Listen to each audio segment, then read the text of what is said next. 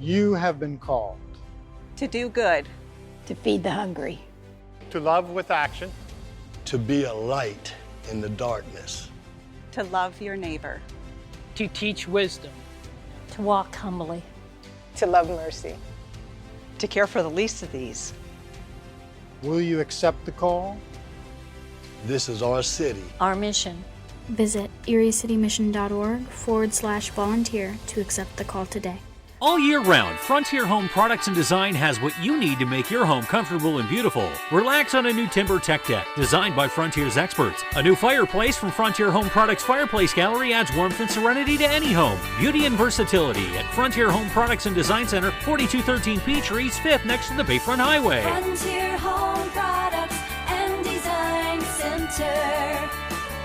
Discover a new frontier. PA contractor number PA039007.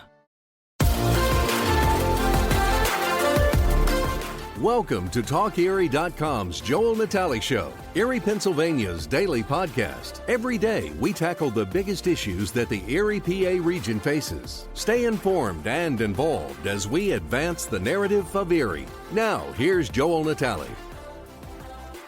Having a Thursday education focus with the president of the Erie County Community College of Pennsylvania, Dr. Christopher Gray. Dr. Gray, good to see you, sir. Appreciate it. Hey, happy to be back. Glad to be breaking out of this Erie winter. We saw the sun a couple days ago. My Cubbies are winning. Life is good. Oh, my goodness, yeah.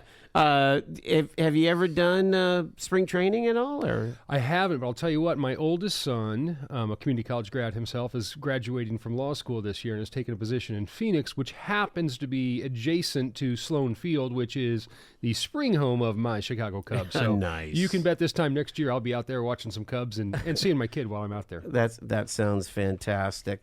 All righty, so here we are, 2025. This school has been going now, 4 years? Yeah, we're in our fourth year. We started classes September 1, 2021. So wow. We're a well-oiled machine by this point. Amazing, amazing.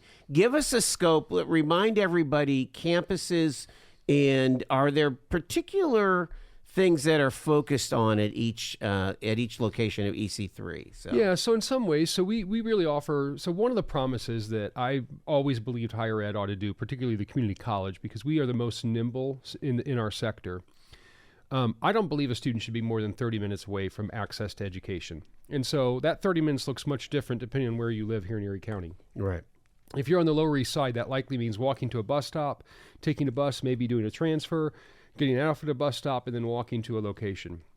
If you live in Corey, there's a good chance you're jumping in the car and driving, whether it's 2 blocks to the Corey High Ed Center or whether you're going to come up to Summit to take some of our specialized classes. So because of that, we really will be where students need us to be. So, a lot of people say, are you going to build a major campus? No, we never will, because that's not what college is about. College is about student learning. And so we've got really 4 campuses. We have what we call Erie West, which locally, and I'm slowly giving in and using the term, it's the Old Villa Maria, and we're honored to be a part of the Old Villa College, a great history of education. We're continuing to grow that area. And with the new community college, by the way, we're investing about $8 million of state money back into the infrastructure to keep that building alive for generations to come. And then also we have Erie East. So that's a partnership with the Youth Leadership Institute over on 6th Street.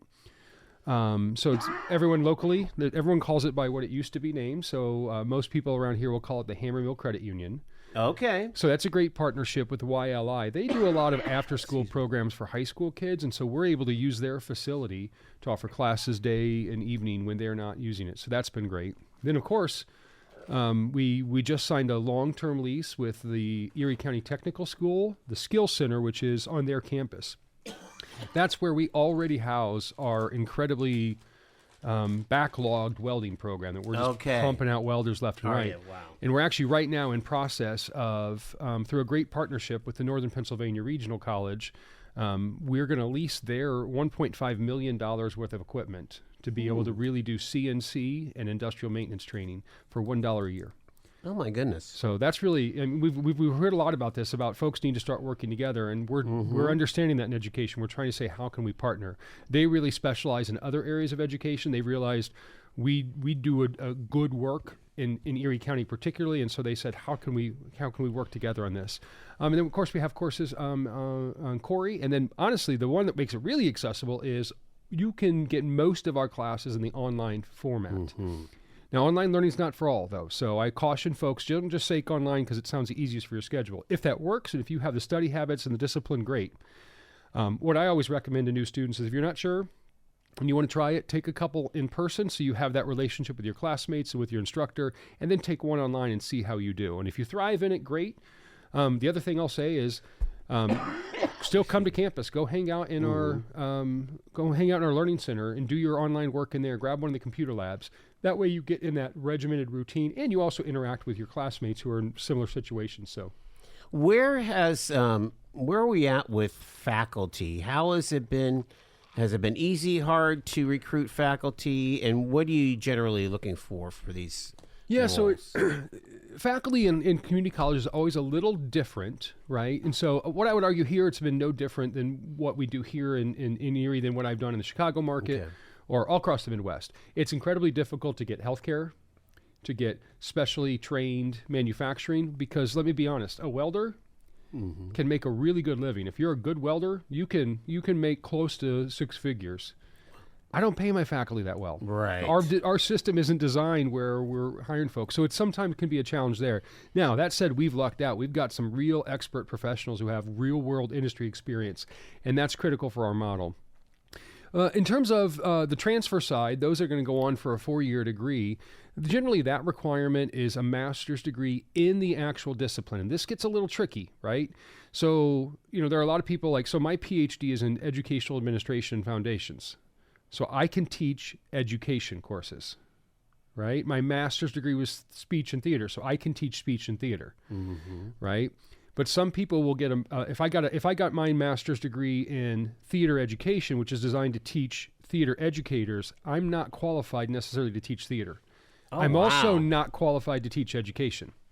Yeah, it's kind of a bizarre model, but really we want to make sure that there are folks that have a deep level of knowledge in that subject matter. They're subject matter experts. But on the other side of the house, I got to be honest, I've hired full-time auto body instructors who never went to college. Interesting. Because that's what's needed in their industry, and so that's on that side of the house. We hire what's needed. What are those recognized credentials in that industry or that experience that you need to bring? And I got to be honest, I think that model, we in the industry are going to have to look at that because we are changing so rapidly. We're teaching programs where there aren't master's and doctorate degrees in, and so we need to be flexible enough to understand that the world is. I actually have this quote on my window in my office. We are experiencing change faster than we have ever seen it before, and slower than we will ever see it again.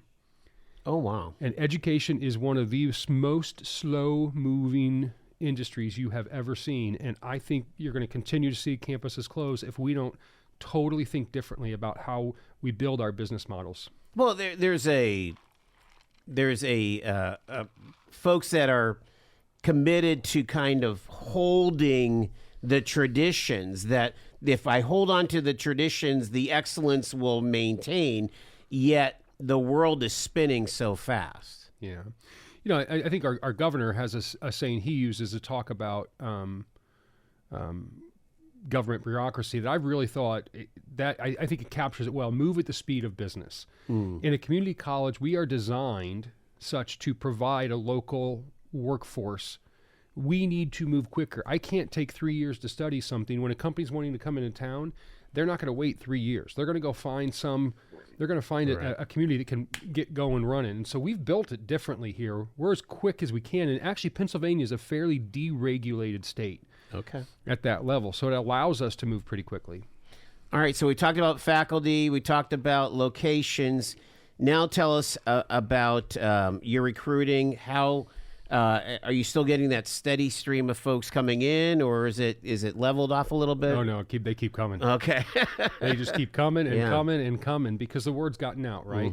People who weren't sure or heard of a new community college, almost somebody who knows somebody who knows somebody who's a student at the community college. In fact, I think the last time I cranked out the numbers, 1 in every 300 residents of Erie County is right now enrolled in classes at EC3. Wow. So that means somebody in your church or somebody in your neighborhood or somebody where you work is a student in the community college, and that number is only going to continue to grow. We have a grant application into the state for $1 million to really explode dual credit here. And so almost all of our local high school districts have signed on to partner with that. So if we're able to do that, you're going to see that number is going to continue to climb, because we're going to get those high school kids college credentials, college credit while they're in high school. And I know many of them aren't going to come to me. That's perfectly fine. We know if a student gets any credit while they're in high school, their chance of finishing a college degree increases exponentially.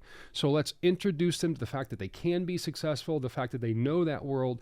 I think we need to do that for every single student across Erie County. If they choose to go into college, great. If they choose to come to EC3, we'd love to have them. If they choose to go right in the workforce, that's cool. They'll always have that credit. And if they later in life decide they want to build on it, it's something it can be a foundation.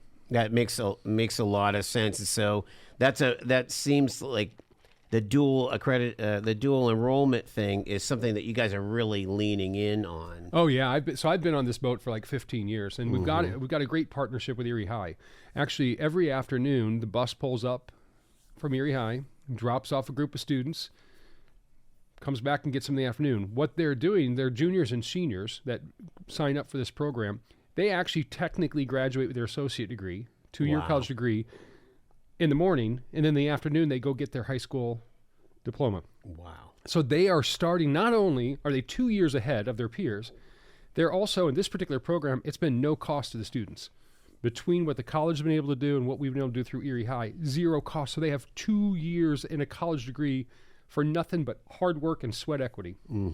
What are they generally, what can they finish with? What kind of associate's degree would they have? So and when students aren't sure, which is, by the way, every student, right? I think the latest data is 8 out of 10 students change their major, and like 5 out of 10 change it 3 or more times. Wow. But the problem is, every time we see a kid going to college, the first question we all ask is, what's your major? I'm going to recommend we all stop that. Like I said, the world's changing. We don't know what the majors are going to be. So because of that, I always recommend you get what's called our Associate of Arts degree. That's our general education transfer degree. That degree is built on the Pennsylvania, I'm going to butcher the name here, the PA 30 track is what we call it. Okay. The 30 credit hour transfer framework. So this is where all the state institutions have agreed, here's what general education looks like. Get that, so regardless of where you go, those credits will go with you. Now, if you say, hey, I'm really passionate, I know I want to go into insert whatever. That's great. Take a class in that, because I do this diagram. If you can think of a pizza or a pie, depending on what you like to eat, divide it into 3 equal slices. If you think about a 4-year college degree, it's 3 equal slices. 1/3 of it is general education, 1/3 of it's major, and the other third is exploration / minor. Okay. So what we do on that, we do half of that. We do your general education pie is done. And then the other depends on what you want. So like I started as a math major. So what I thought courses would go into that major category, when I switched out of math, all of a sudden went over to my electives or my explore. Sure, yeah. And we need to build systems that have more flexibility for students. Our industry needs to do better. Community college graduates, on average, a 2-year degree, graduate with 21 excess credit hours, 21 more credit hours than they need. That means we've asked students to invest significant dollars and, more importantly, significant time taking courses that didn't count towards a degree. We got to do better. And finally, the rest of higher ed is slowly starting to wake up to that, but it's been so resistant to change. It's really taken a lot of legislative push to make some of those changes happen. Are you finding that well, I mean, these are definitely older students half the time, right? I mean, you're talking about dual enrollment, that's going to be the high school kids, but generally, weren't you saying that your average age of your students are upper 20s? Yep. National average is it ranges 27, around 27. We're right at that now. Oh, yeah.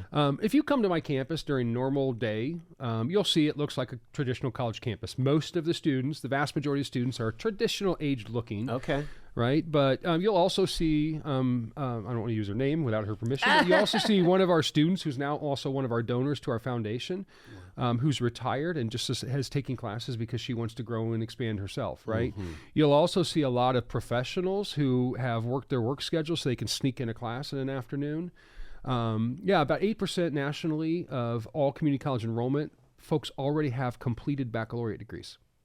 And what are they taking? They're retooling. They're trying to get a specialized skill. Maybe they graduate in a time where AI was never heard of, and they're like, I have to have a base understanding of this. So they run to that structured learning environment. It's very affordable, right? To get that experience. A lot of times they're in companies where their company says you need to develop skill in XXX. Your technology skills aren't there. Go take that basic Excel course, or go take that computer applications. Right? They may be, I've been working in, I'm just going to name an industry here, insurance, right? And they may say, I'm not sure. They may be my age, but a lot of folks my age are starting to go, now my kids are out of the house. Things look different for me. A lot of going, you know what? I want to go back and do this type of work. And so sometimes they're going back to change careers, right? So it all really depends, and it's so unique. And that's one of the challenges we have in community colleges. Everyone thinks about completion and graduation. So many of my students aren't coming there to complete anything or to get a degree. They're coming because they want one specialized skill, or they want confidence, or whatever it is. And I think we need to be set up to handle all of them. You were talking about demand. What are we getting up to numbers here? Because you're in this spring semester. You'll have a graduation soon enough. Yeah, right? I haven't seen graduation numbers yet, but we're at the point now where we've got the auditorium at our West Campus where we've held the first 2 graduations. We may have to break graduation. Wow. Into multiple ceremonies. Yeah, we're really growing enormously quick. I think right now we have over 750 students enrolled. Oh my gosh. I projected that based off our projections, we think that we'll be at 1,000 students next year. We got some side talks going there that could make that number go through the roof. I was just in a conversation today. A company's looking to locate here to Erie that would be focused on traditional college-age students and their delivery, and they need an education partner. So we're in the midst of that. If we can become their education partner, that could be 50 to 100 students to start with, and upwards of 250 in the future. That dual credit grant, if we are awarded that, I would imagine we're going to see significant growth from that, because we'll be able to offer free dual credit to all Erie County high school students. So, again, long term, we got to talk growth. 1 in 3 or 1 in 4 of every high school graduate in Erie County will eventually enroll at EC3. Wow. Those data are national everywhere. Yeah. Yeah. And so I think we're going to have 5,000 students by 2050. Holy goodness, yeah. Now, they're not full-time. So 5,000 is misleader. If you're comparing that to a residential college, it's not really, because again, I get that one student who'll come in, just take one class, and you don't see him again for 3 or 4 years. But it will be it's already a significant mass. We've already got some parking. We don't have a parking problem. We have a walking problem. People don't want to park in the back parking lot. I believe that. All right, let's just have a chat for a second, because I never like it. I never like it when it comes out that way. Well, because you're talking about 7,000 students or something like that, and some of us are old school, and so I hear about, let's say, some of the programs that they offer at the Corey High Ed. They're cool, right? They're learning different tactics. It's they have an 8-week program on how to own your house and fixing your house.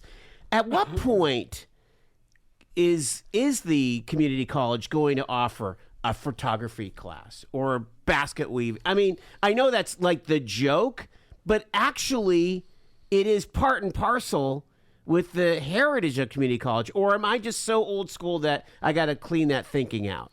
I think the answer is both. Okay. Right? So here's the reality. I don't believe we should use taxpayer dollars. The subsidized learning should not support learning that's not going to lead people to a better career. We know that students go to college because they want a better job, right? That's the overall number one reason. There's no doubt about that. We ought to focus our dollars there. So I'm not opposed. If there was enough of an interest from the community, we're learning specialists. That's all ultimately we're educators, right? Right. What the subject matter is, it doesn't necessarily matter, because we go find the subject matter expert, and then we build the systems around the learning behind that.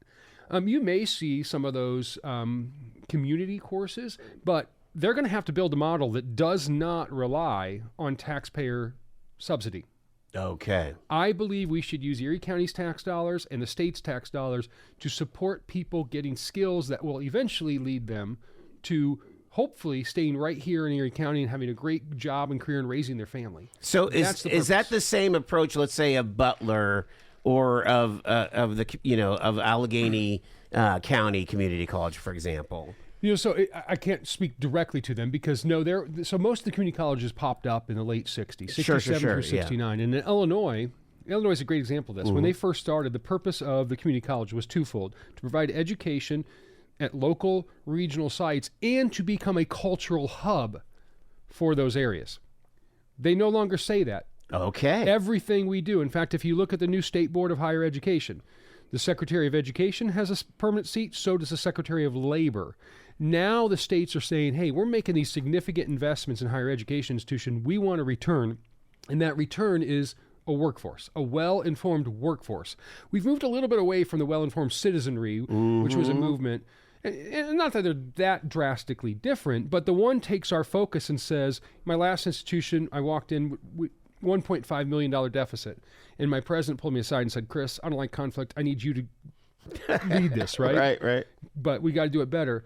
Started looking at our non-credit. We were taking bus loads into Hamilton and using taxpayer dollars to subsidize primarily elderly residents to get a free bus ride in Chicago and a reduced ticket. And I said, to go see Hamilton? Yeah.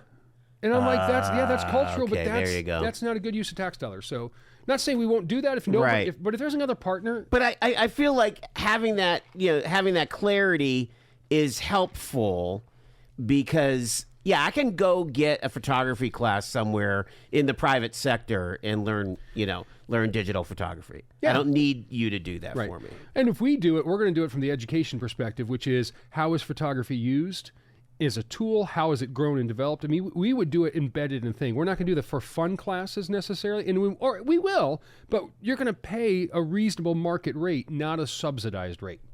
Get paid to drive. Start a new career behind the wheel at the EMTA. If you are looking for a high-paying and rewarding career with full benefits and paid training, stop by or apply online today with the EMTA. Plus, EMTA riders can now enjoy free Wi-Fi on new, clean, and environmentally friendly buses to travel all over Erie County. Visit ridethee.com for more information. Get on board EMTA. Get on board EMTA.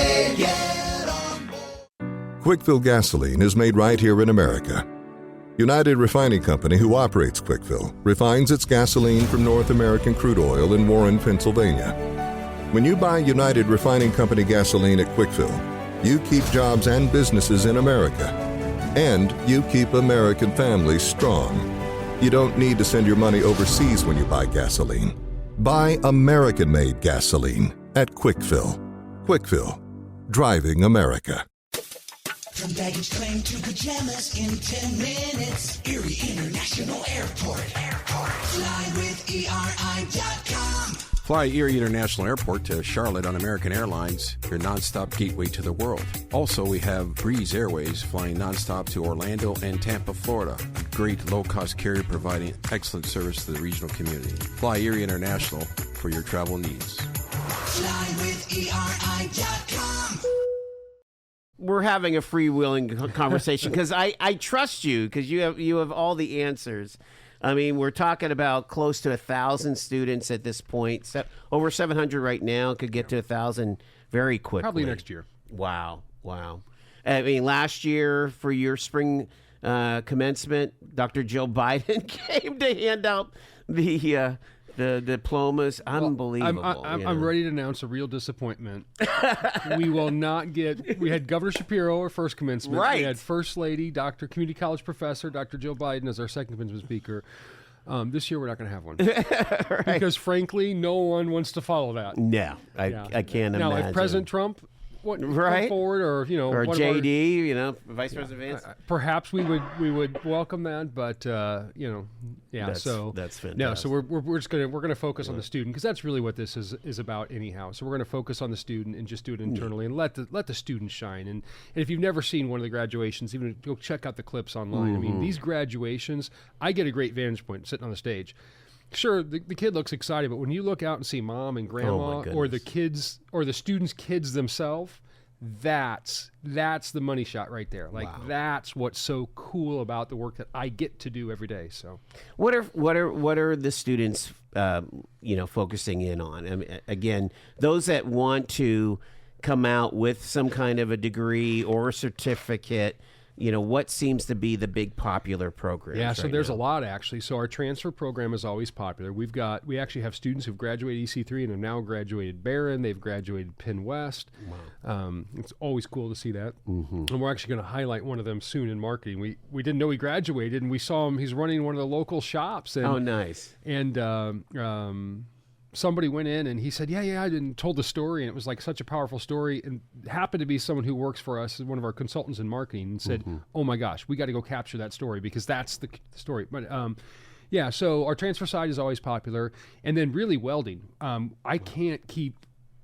need more welding space and more welding instructors, because our welding is so popular. And then really the other two giant programs are IT, everything around IT, and then our entrepreneurial business. Really? And, business always tends to be popular because it's a fairly broad degree, right? And can be applied to a lot of different industries. But yeah. Did you start a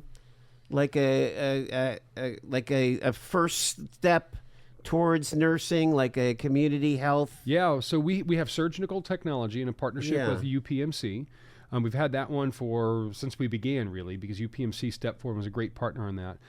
We have a patient care technician program. Right, that's what I was thinking. Yeah, and we're on our third or fourth cohort. And I can actually announce today we will be soon launching our certified nursing assistant program. So you are going to the CNA level. Yeah, we just got approval from the state to offer that, and so we're in the process. Don't quote me. I think the great staff will do all the work on this. So I just go out and drum up support for it. I believe that'll be later this spring. We'll and that'll generally be like a 2-year program? I think the CNA is a little bit less than that. I think it's a certificate. It is. Because really a CNA, so if you think about it, a CNA is really a frontline worker in healthcare. Yep. But then soon after that, we're getting ready. Actually, they're opening a bid right now, one of our sealed bids. We're getting ready to start that major project with the support of the RACP grant, and then county government has allocated $2 million. So we're getting ready to renovate the West Campus and add a whole healthcare wing. So we're in deep conversation on patient care tech, digital medical sonography, and then practical nursing as well. Wow. And that's the first. So we've got to I want to grow at the right speed. Yeah. I don't want to grow so quickly that we start to have bad experiences. Growth is hard. So I want to make sure we're growing. So we sat down with the 3 hospital systems with County Executive Davis actually put us all in the room and said, look, can we work together on this? And it was a great way to bring together. And so we worked with the 3 local systems and said, what are the most pressing needs? And we identified these 3 programs. So just last week, I was in there with many of UPMC's local leaders, and they were saying, what about this program, this program, this program? Like, that's great, but those are all future. I want to be successful and get our students employed, fill this gap, and then we'll grow into those. Well, and you could see where there would be a line, Dr. Gray, from your CNA recipient certificate right into Jameson School as an RN, right? I mean, those stackable skills. Yep. And you see that in healthcare all the time. 100%. So many folks will go, we don't offer medical assistant or medical office technology yet. We may in the future. They were so desperate for nurses, there was a push to take folks that did the medical side. And so that really, let me break that down in non-technical talk. That's typically the front desk worker at a doctor's office. Okay, That may also take you back and take your really baseline, blood pressure and so forth. Doesn't do the heavy nurse level work, but also does a lot of the office stuff. So we're trying to build career paths. So a great conversation with both AHN and UPMC here within the last month. They're trying to say, hey, we have a group of dedicated employees who's not technically skilled or trained.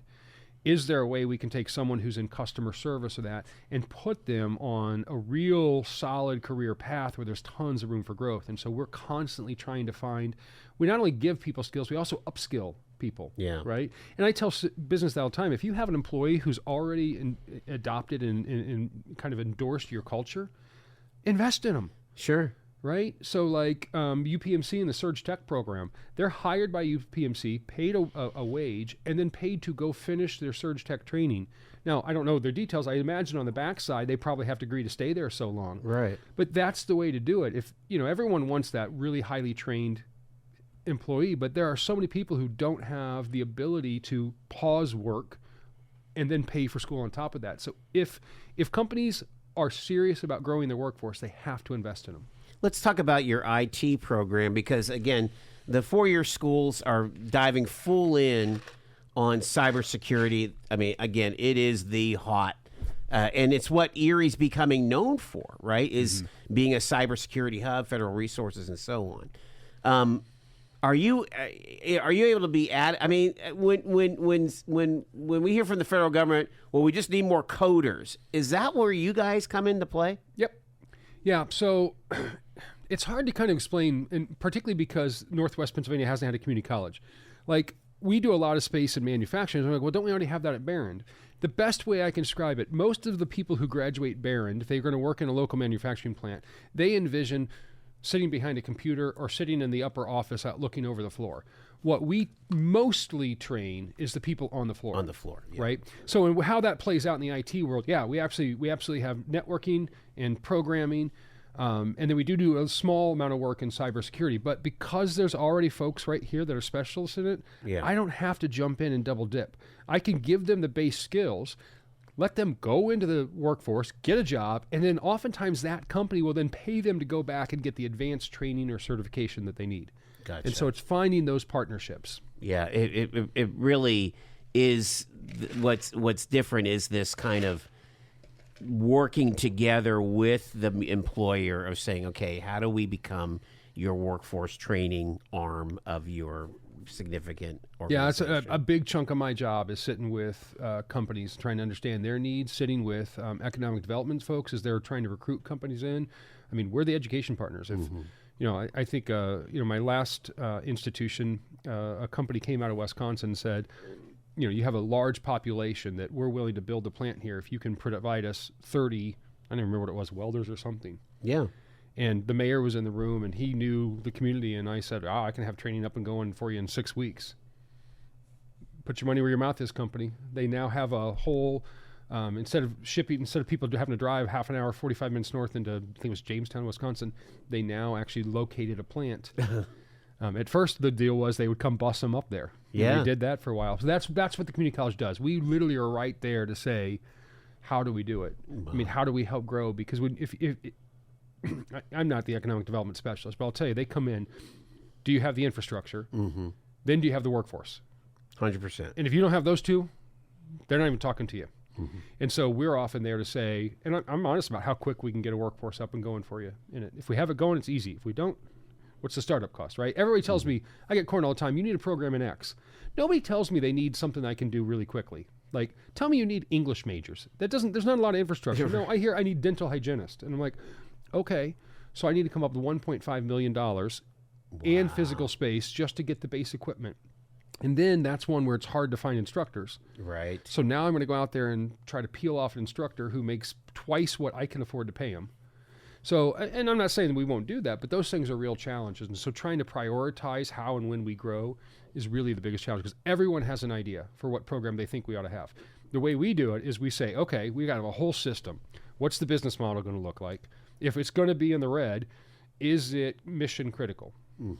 If it is, we can use those subsidies to do that. Is there a data stream that can help you guys coming out of the middle schools or the high schools and saying, okay, here's what these kids are. I mean, you know how they do the gifts mix and you find out what a kid is good at.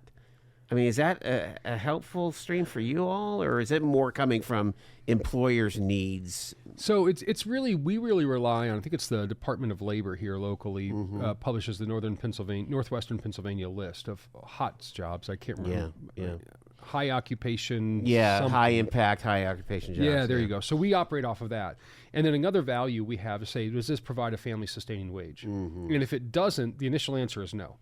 If it's not on that list and it's not a family sustaining wage, the initial answer is no. You have to almost have an appeal, right? So I'll be honest. Sometimes in those entry level healthcare, they're not a family sustaining wage. I was going to say that the personal health, there's 1,000 slots needed, or early child care. Yep, another same challenge. But we can't have a thriving community if we can't care for our young children and for our aging population. Right. And so that's where I work with my board and say, hey, look, either I'll try to go find additional funding for it. I'm going to say this one is so mission critical. The problem is you can't have too many of those mission critical ones because there's not enough money behind that mission to keep that going. That's why you need a lot of welders. Yeah. Where the employer is going to pay. Right. And so that those are the challenges that we face. So as we look at programming. Let's talk about again. Don't forget, we are still talking about an organization that's 4 years now since COVID. You're working on getting your accreditation. Can you tell us about how your timeline is working with all that? So we are an official Middle States recognized institution. You are? Yeah, we got that back in November. And so what that allows us to do is right now we're actually, we have a consultant helping us prepare an application to the United States Department of Education to distribute federal funding. So Pell Grants and the other types of aids that come from the federal. So will that necessarily mean then that the subsidy from the county will be diminished? No. So really the model of a community college is third models. Okay. So 1/3 the student, 1/3 the local sponsor, in our case, Erie County government, and 1/3 the state. So, there's a lot of talk. Is that number going to go? How's that number? What does that change? It all depends. Because the student's been zero up until now, right? Mainly zero. We waived tuition. First, we had out of the ARP funds, the county government gave us money to cover tuition to make sure we got a good start. And then since then, we've been able to support it through a large private gift. Okay. We are continued to be free. So if you're interested in classes, Joel, we've got classes starting here in a couple weeks, and it is free this semester. Nice. I'm actually going to the board and going to ask if we can continue that free tuition into next fall, which, and then hopefully by January or so next year, we will be able to distribute federal financial aid. And at that point, we'll start charging tuition. Okay. So we still got another good 9 months of free, more than likely. So hopefully, right? Depends on our growth. If we grow too quickly, I can't. We're going to run out of that pot of money. But we also have a foundation. If your great listeners would like to support students, they can certainly do that. I support our student learning. I get to hear their stories up front. I mean, go on our website if you want. Just look at any of our student stories, and it's easy to say, okay, yeah, I'm in a position where I can help them because, I think you probably heard me say it before, $5, $50, $500. Doesn't matter how many zeros there are. When you live in poverty, you don't have. I mean, all of those are unattainable. Right. So, and I'm at a much different point in my life than I was when I was a community college student myself, and so I'm happy to give back and support those students. So, talk about. Let's tell some stories here at the end of our time together, Dr. Gray, because I mean we're talking about people that are getting a new start, a new chance, and it turns people from maybe a poverty or trajectory to a family sustaining trajectory. Can you share a story or two about that? So we're doing our second strategic plan. So I had the opportunity to sit in when we brought a consultant in to run that, and he sat in with our students, and there were 4 students. And let me just quickly tell you their stories. Okay. Yes. Because one of the students sitting, I'm a visual person, so they were sitting right there. He started, and he's like, well, if I'm going to be really honest, I wasn't very good in high school. I didn't really try very hard, and so I knew I couldn't go to college, so I got a job working in a warehouse and hated it. And so I saw an ad for the community college. I thought, well, I'll try it. And he says, I'm thriving here. I've realized if I just apply myself, I can be successful. And then the next student goes, and this one was, she said, well, if he's going to be so honest, so will I. I had major mental health issues when I was in high school, and so I did the PA charter, or the PA, the online one. Yeah, the cyber charter. Cyber, there we go, thank you. And I just wasn't in a good place mentally, and so my grades suffered. So this was really my only option. Then the next one is a new American, and she said, well, God put this here for me.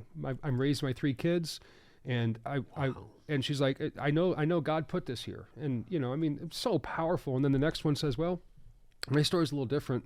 My son's in college, and I thought, if he can go to college, I can too. And so here's an adult learner coming back trying to say that. So that's what we do, right? Now, I always have tons of traditional students that come straight from high school that are just coming because it's easy to access, or it's the affordability portion of it, right? And we're happy to serve them, But all these student stories, right, are just so incredibly powerful. Wow. And those 4 that I mentioned, probably without the community college, there's probably not a pathway for them in Erie County. I was going to say, what would be their alternative? Very difficult. I mean, hey, we've got great sister institutions here. We really do, and they're very, very good at what they do. But their model's not designed for that type of situation, right? Their model's designed for that. Most of the time, the kid who matriculates straight from high school, packs the car, and goes off to college, and comes back on Thanksgiving and Christmas. Our model's not. Ours is incremental. I joke all the time. What do you teach? I teach confidence. Wow.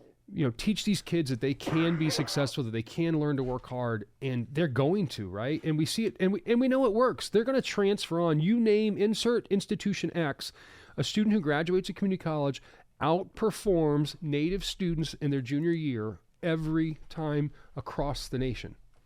And I don't care if you're talking Penn State, University of Illinois, you name it, we teach how to learn, and we teach the confidence that they can go on and be successful at those larger schools. And so when you go back to the 60s, and the reason why we didn't get a college is, well, we were this manufacturing hub, and you can walk down 12th Street and get any job that you wanted. That was one reason. The other reason was that there was major pushback by the existing institutions of having this competition in the market.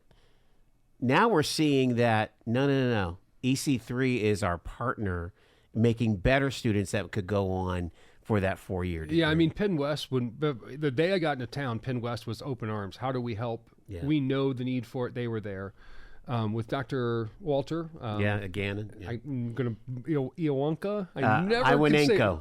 Thank you. Yeah. Walter. Yes. Walter, he's got the story. He understands our student. Yes. He's been there from the beginning. Kathy Getz, Dr. Getz out there at Mercyhurst immediately said, yes, we need. So they've all been there to partner because most of them know education.